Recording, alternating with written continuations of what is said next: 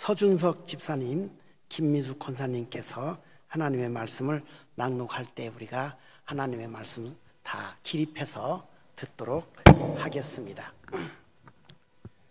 성문 어귀에 나병 환자 4사람이 있더니 그 친구에게 서로 말하되 우리가 어찌하여 여기 앉아서 죽기를 기다리랴. 만일 우리가 성읍으로 가자고 말한다면 성읍에는 굶주림이 있으니 우리가 거기서 죽을 것이요 만일 우리가 여기서 머무르면 역시 우리가 죽을 것이라. 그런즉 우리가 가서 아람 군대에게 항복하자.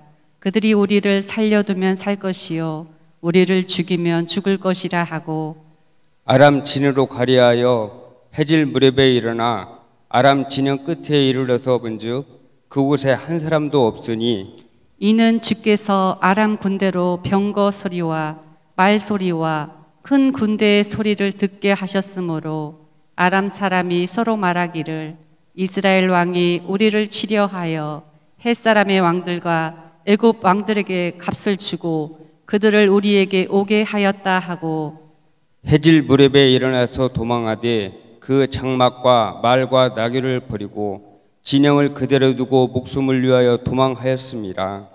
그 나병 환자들이 진영 끝에 이르자 한 장막에 들어가서 먹고 마시고 거기서 은과 금과 의복을 가지고 가서 감추고 다시 와서 다른 장막에 들어가 거기서도 가지고 가서 감추니라. 나병 환자들이 그 친구에게 서로 말하되 우리가 이렇게 해서는 아니 되겠도다. 오늘은 아름다운 소식이 있는 날이거늘 우리가 침묵하고 있도다.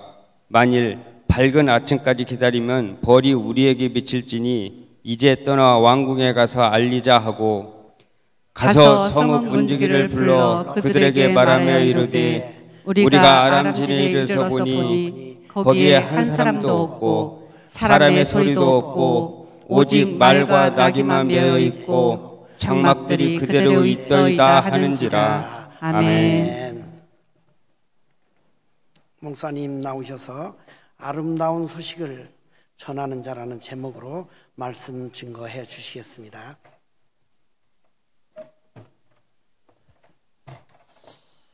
오늘 주신 말씀 9절에 오늘은 아름다운 소식이 있는 날이거늘 이 주신 말씀을 제목으로 정했습니다. 우리도 지난 주간 부흥사경에서 여기 4명의 문둥병자가 목격한 아름다운 소식보다 더 아름다운 말씀을 받았습니다. 말씀을 듣고 깨닫는 은혜로 기쁨과 감격과 구원의 확신과 천국의 소망으로 은혜가 충만했습니다. 아멘.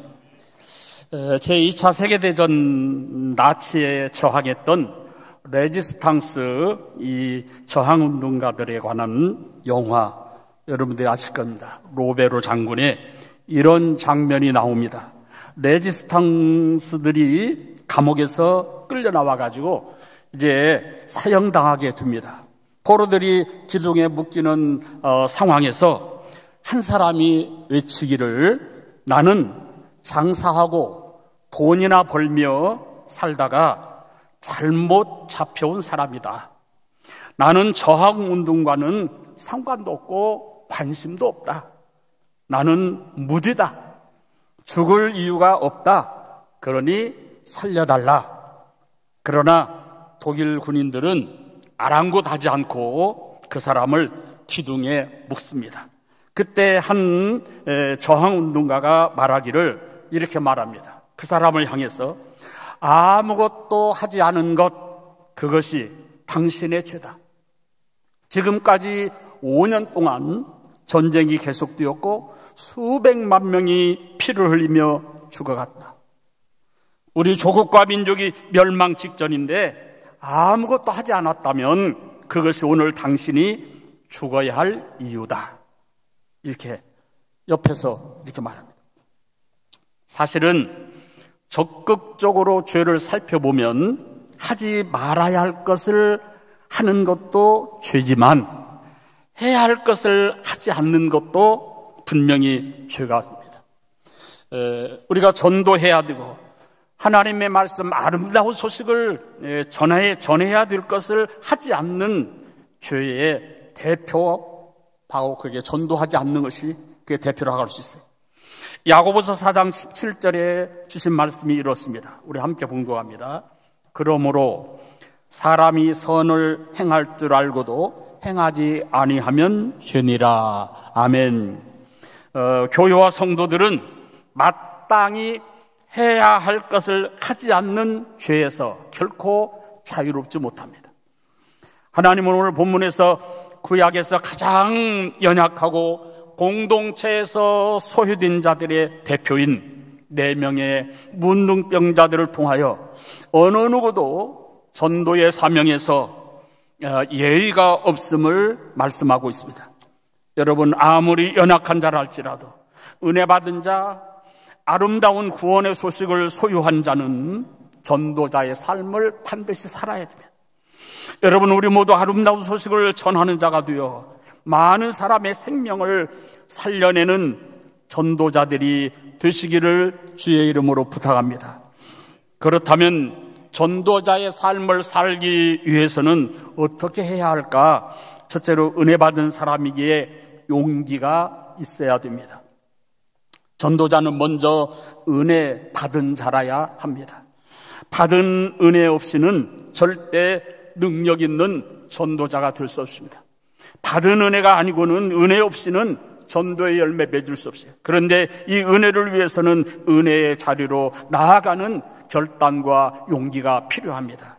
4절 말씀을 보면 내 주인공의 상황은 4명의 이 주인공의 상황은 바로 진퇴양난입니다. 열왕기하 7장 4절 말씀 우리 함께 봉독합니다. 만일 우리가 성읍으로 가자고 말한다면 성읍에는 굶주림이 있으니 우리가 거기서 죽을 것이요 만일 우리가 여기서 머무르면 역시 우리가 죽을 것이라. 그런즉 우리가 가서 아람 군대에게 항복하자. 그들이 우리를 살려두면 살 것이요 우리를 죽이면 죽을 것이라 하고. 하지만 우리 그리스도인은 진퇴양난의 순간에 좌절하고 절망할 수가 없습니다. 아니, 절망하지 말아야 됩니다. 도리어 결단하고 도전하며 용기를 가지고 진군해야 됩니다. 여러분 잘 아시는 대로 모세가 이스라엘 백성들을 애굽에서 영도하여 맞닥뜨린 데가 어디입니까? 홍해바다입니다. 홍해바다가 가로놓여 있습니다. 그리고 뒤에서는 말탄 군대가, 애굽의 군대가 쫓아오고 있습니다. 진퇴양난에 처하게 됩니다. 그러나 믿음과 용기가 있었던 모세는 지팡이로 홍해바다를 가르고 앞으로 나아갔을 때 바다가 갈라지고 육지같이 건너게 된 줄로 믿으시기를 바랍니다.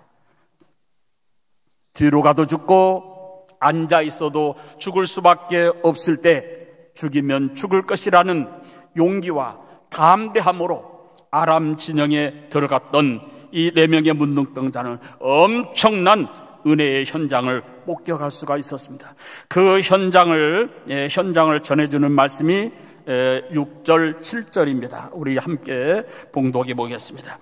이는 주께서 아람 군대로 병거 소리와 말 소리와 큰 군대의 소리를 듣게 하셨으므로 아람 사람이 서로 말하기를 이스라엘 왕이 우리를 치려하여 햇사람의 왕들과 애굽 왕들에게 값을 주고 그들을 우리에게 오게 하였다 하고 해질 무렵에 일어나서 도망하되 그 장막과 말과 나귀를 버리고 진영을 그대로 두고 목숨을 위하여 도망하였습니다. 아멘. 이 아람 군대가 이렇게 이야기를 해요. 병거 소리와 말 소리와 큰 군대의 소리를 들었다는 거예요. 그 소리를 누가 일으킨 거예요? 하나님께서 일으킨 거예요. 근데 아람 군대는 어떻게 생각했냐?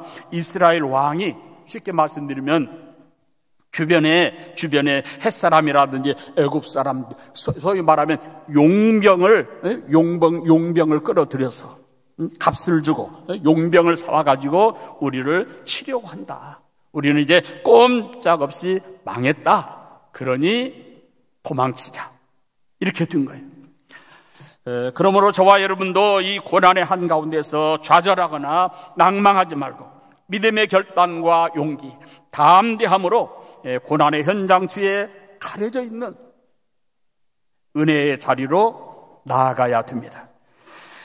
은혜 받을 때도 용기가 있어야 하지만 받은 은혜 전할 때도 용기가 필요합니다. 은혜를 체험한 이 4명의 문둥병자는 다시 성으로 돌아가 자기들이 본 것을 그대로 전달합니다. 하지만 이들의 이러한 행동은 용기가 없으면 결코 할 수 없습니다. 왜 그렇습니까? 이들이 문둥병자이기 때문에. 잘 아시잖아요. 문둥병자는 가정에서도 또 동네에서도 격리돼야 됩니다. 먼 어떤 계곡이나 또 굴속에서 인적이 없는 곳에서 살아야 됩니다.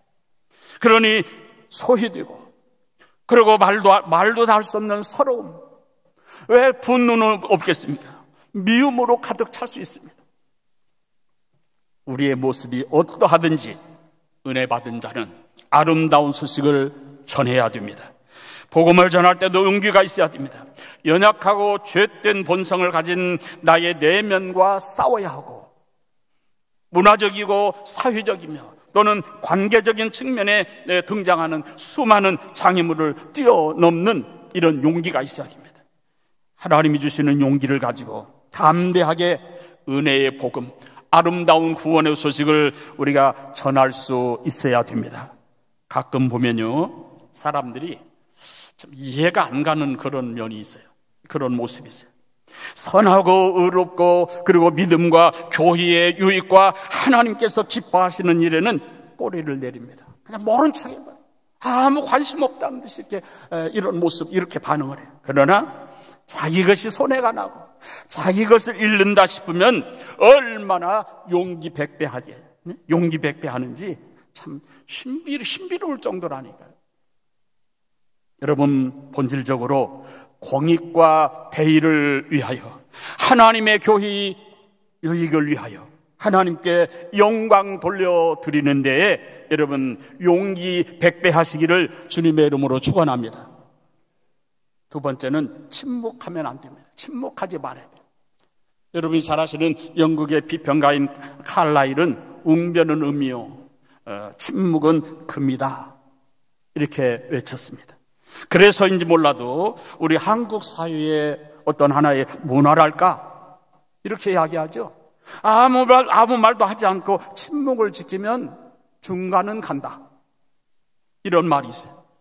물론 살다 보면 침묵해야 할 때도 있습니다. 침묵은 많은 유익을 가져다 주기도 합니다. 하지만 신앙의 영역에서 이 전도의 사명을, 아름다운 소식을 전해야 되는 이런 면에 있어서는 이것은 옳지 못한 표현입니다. 은혜와 전도의 영역에서 침묵은 죄악입니다. 왜냐? 은혜 받은 자가 침묵할 때 하나님도 우리를 향해서 침묵하십니다. 우리를 대신하여 돌들이 소리칠 것이기 때문입니다. 그렇잖아요. 유대인들이 복음을 전하지 않으니까, 하나님의 사명을 감당하지 않으니까 돌과 같은 이방인인 오늘 우리들을 하나님께서 들어서 쓰시는 겁니다. 그럼 우리는 침묵하지 말고 당당히 내가 보고 들은 것을 전해야 됩니다. 은혜와 구원의 나팔수 역할을 감당해야 될 줄로 믿습니다. 그런데 오늘 본문에 보면 특이한 것이 있어요. 그것은 본문의 이야기가 철저히 공동체적이라는 사실입니다. 한 사람이 은혜 받고 한 사람이 그 은혜를 다른 사람에게 전하는 것이 아니었어요. 4명의 문둥병자가 은혜를 받았고, 그들 사이에 먼저 이 침묵에 대한 자기 고발과 그에 대한 동의가 이루어진다는 사실에 우리는 주목을 해야 됩니다. 9절에 보면요, 나병 환자들이 그 친구에게 서로 말하되, 서로 말하되, 이렇게 기록되어 있어요. 서로 말하되. 뛰어난 누구 한 사람의 견해가 아니라, 뛰어난 어느 한 사람의 주장이 아니라 공동체 전체의 각성을 이야기하고 있습니다.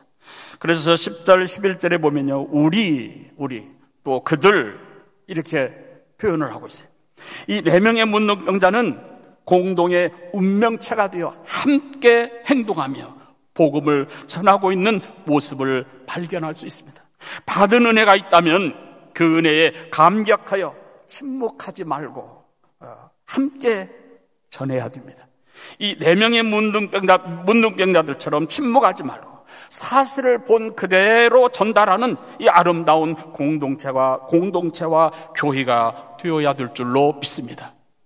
저는 제가 알고 있는 많은 여러 교회들에 비하여 우리 중앙교회는 이렇게 공동체 의식이 참 강하고 뚜렷하고 함께 같이 동행하고 같이 섬기고 같이 사명을 감당하려고 하는 이런 아름다운 모습을 보면서 제가 은혜 받습니다. 여러분 그러시죠? 네. 구경꾼이 올 때 구경꾼이 없어요. 쉽게 말씀드리면 구경꾼이 없어요. 다 같이. 그럴 때 우리는 더 큰 은혜를 받게 될 줄로 믿습니다. 그렇다면 이 공동체의 일원으로서의 역할, 구실에 대하여 책임감을 가져야 됩니다. 이런 공동체 의식 때문에 오순절에 성령 강림의 역사가 가능했고, 그러므로 교회가 세워지고 2000년의 찬란한 역사를 이루게 된 겁니다. 초대교회 공동체 의식에 대한 말씀 3가지를 제가 소개할게요. 사도행전 1장 4절에 보면 사도와 함께 모이사, 함께 모이사. 1장 6절에 보면요, 그들이 모였을 때에 1장 13절에 보면 다 거기 있어. 여기는 깊은 성령의 역사, 약속하신 성령을 보내주실 때 깊은 뜻이 있습니다. 네, 깊은 뜻이 있어요. 한 명 결혼이 된 11명의 제자들, 그 중에 1명이라도 2명이라도 없으면, 그때 성령이 강림하시면 받아들이지 않을 거 아니냐 그 말. 그래, 다 있을 때, 다 모였을 때 약속하신 성령을 하나님이 보내주신 겁니다. 그래서 이 공동체는 함께 있어야 할 시간에, 모여야 할 시간에, 그 장소에 함께 모이는 것, 이게 참 중요합니다. 아멘. 제가 한 교회에서 37년 사역하면서요, 간절한 소원 중에 하나가 뭐였냐면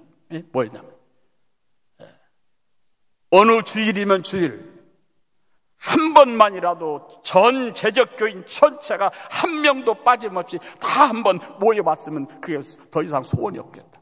그러면 성령께서 얼마나 강력하게 역사하실까? 근데 그렇게 안 되더라고요. 참 안 돼. 그렇게 해서 강조해가지고 총동원해서 모이는 주일 1년에 몇 차례씩 하면은요, 믿는 도끼에 발등 지킨다고 저 권사님, 저 집사님은 절대로 결석할 분이 아니다. 꼭 그런 분이 결석한다니까. 여러분, 이미 받은 은혜 침묵하지 않고 공동체 의식을 가지고 전할 때 하나님께서 기뻐하시기 때문에 은혜 위에 은혜가 임하게 될 줄로 믿으시기를 바랍니다. 아멘. 그다음 이제 마지막으로 지체하지 않아야 돼. 만일 문둥병자들이 아침이 밝아올 때까지 지체하였다면 어떻게 되었을까요? 그들은 더 많이 먹고 더 많이 마실 수 있고 자신들이 어떤 부를 더 누릴 수 있었을 겁니다. 그러나 그들은 지체하지 않았습니다. 그들이 지체하는 그 시간에 성읍의 사람들은 죽어가고 있었고 어린이들은 계속해서 가마솥에 삶아질 것입니다. 오늘은 내 아이를 삶아서 먹고 내일은 네 아이를 삶아서 먹자. 얼마나 기가 막힌 일입니까?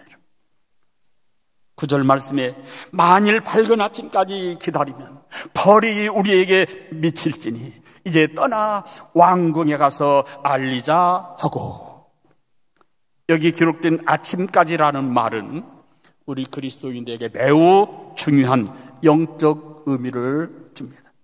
아침은 예수 그리스도의 재림과 연관된 말씀입니다.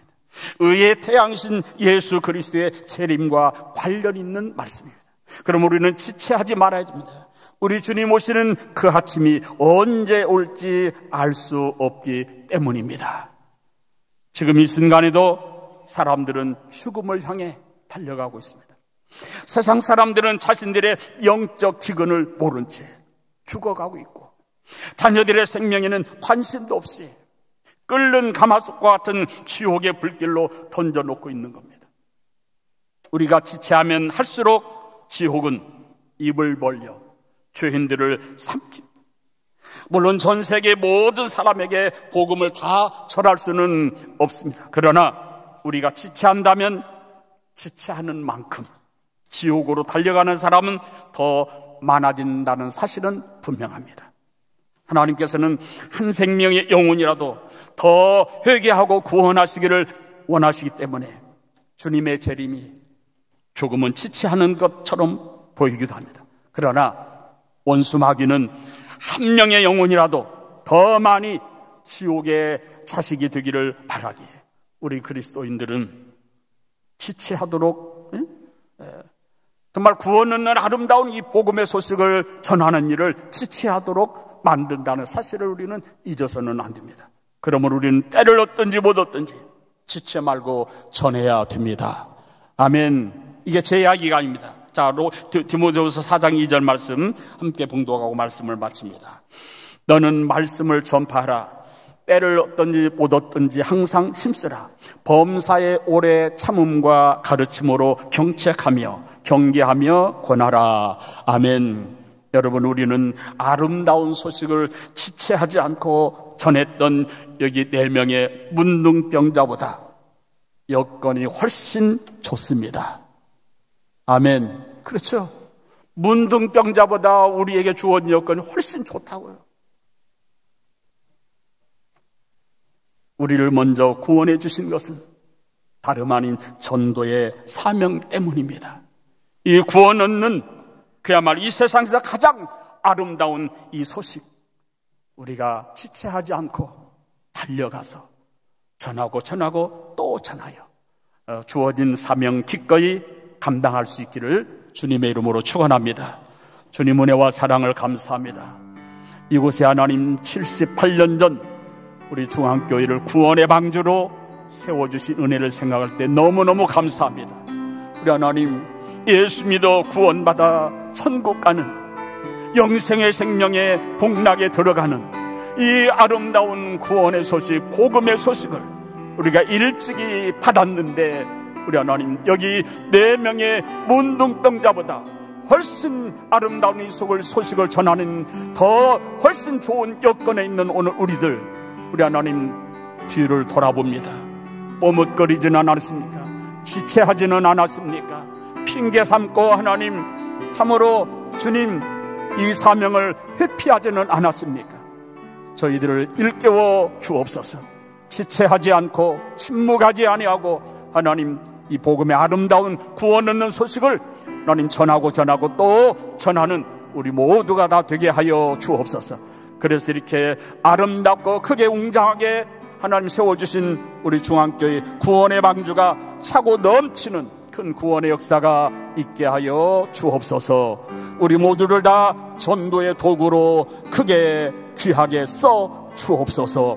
예수님의 이름으로 간절히 기도하옵나이다. 아멘.